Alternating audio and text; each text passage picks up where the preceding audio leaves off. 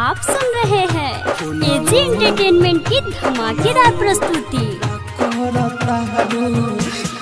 Music by DJ Kanchan Raj, Hajipur Vaishali.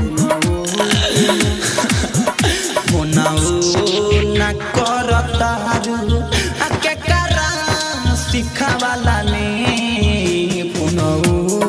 ना करतारू के करा सिखावाला में बोला का डर बावे, बोला का डर बावे हमारा से बतावाला में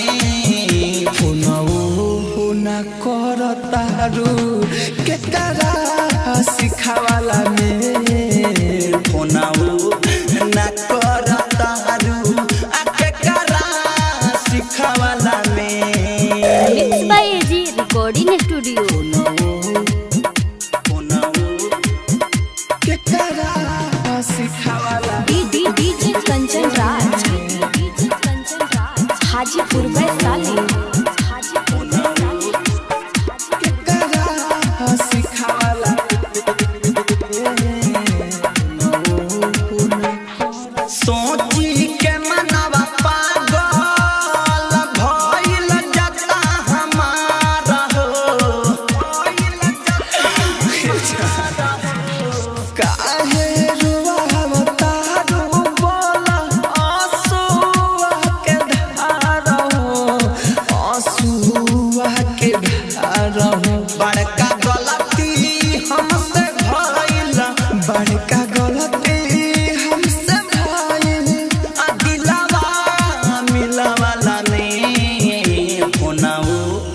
ना करतारू के करा सिखावाला में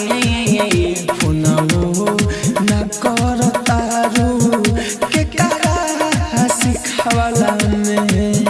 आप सुन रहे हैं एजी एंटरटेनमेंट की धमाकेदार प्रस्तुति। के करा सिखावाला डीजे कंचन राज,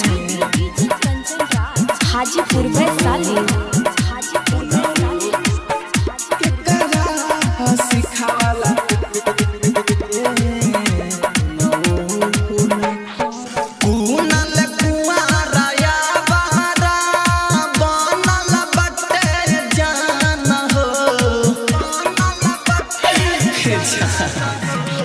मेरा जमिसाइल राहुल के निकले लागल परान हो, निकले लागल परान हो।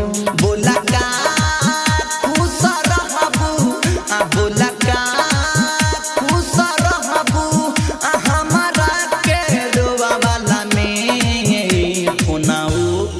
ना करतारू के करा सिखावाला में ना करतारू के करा सिखावाला में। स्टूडियो रोशनपुर सपहा।